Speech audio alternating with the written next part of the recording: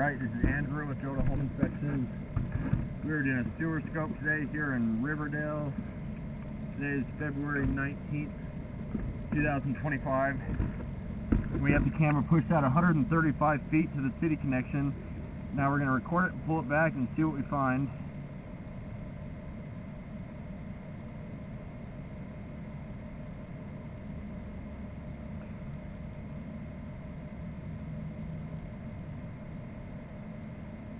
We're at 918 west, 4350 south. This first connection point is called the nose-on. This is where it goes from your lateral line into the main city line. And it looks like a good connection here.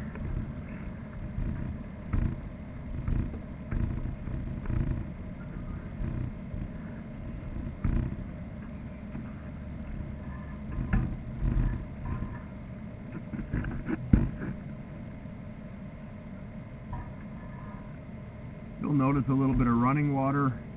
Running water is okay. What you don't want to see is standing water, or what you might see a lot of in this line is sludge and buildup and grease. I noticed enough of it as I was pushing the camera out that I would recommend having it cleaned. I couldn't see much the entire way out, and so really this is my first time seeing the line.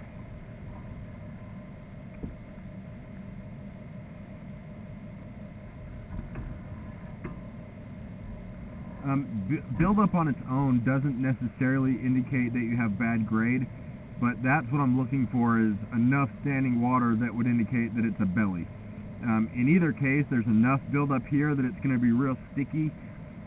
I pushed a lot of it through the line as I worked my camera head down the line. I run water, which helped probably flush out a little bit of it, maybe 5% of it or something, but cleaning it would be very helpful, because then you could check the grade of the line a little bit better. It's going to be less sticky and less likely to catch bigger pieces of waste, which could cause a blockage and a backup. And then also it just makes it much easier to evaluate the line. I can tell my camera head keeps getting kind of blocked and obstructed. That's a nice clean view, but I know as I keep pulling it back, there's debris building up on it, and it's making it hard to see everything. From what I can tell, I think that's cast iron. From what I can see so far, the issue with cast iron is it gets really rough and rusty. Eventually it will need to be replaced. I know that's what was ran under the house, because I could see parts of it in the crawl space. It looks like you might have it ran through the yard as well.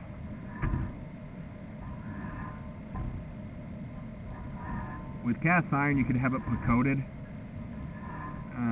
I mean, there's a lot of buildup. I would hydrojet it first, but then you could coat it, which would cut off all that scale. You always run the risk of it collapsing when you coat it, or if you hydrojet cast iron, if you're not careful, it can damage it. But you want to do something to clean out all this waste. Otherwise, you're more likely to have a backup. I've certainly seen plenty of houses of this age that have already had to replace their line, but I still see some from the 20s that are, the 1920s that are still in use and beyond.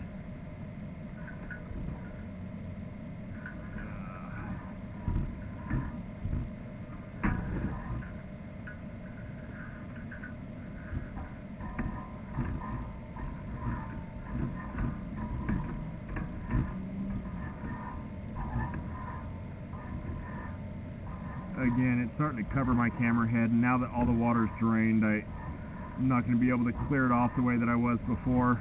But certainly enough buildup here that I think it warrants having it cleaned. I would hydrojet it first and then have it scoped again. And usually with a hydrojet, that's going to include a camera. I mean, I can tell just based on how much waste I'm pulling off of my camera reel that this line needs to be cleaned. One thing I'd recommend against is not cabling it. You don't really have a bunch of big roots here that need to be cut out. This line needs to be jetted. or put coated, but I don't know that put coating it on its own would clean out all that sludge. It would be great for the scale that's built up on the cast iron, but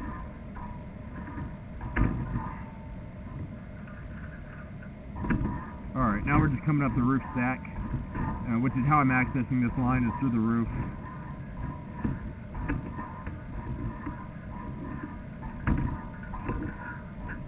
I did see a clean out down in the crawl space. Not the greatest spot, but if you were to create a little bit of a better access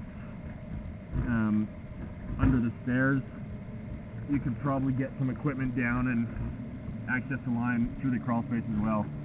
Last thing I'll add, in addition to having it cleaned and evaluated further, I would recommend getting the insurance on this line. You can get insurance with HomeServe. A lot of companies offer it, but I think it's well worth it. This is an older, original line, and so the insurance can help offset the cost if it fails or if you need to have it cleaned. And it's also pretty inexpensive. It's like $10 a month, and they'll cover up to $10,000, I think it is. I'm going to end this recording now.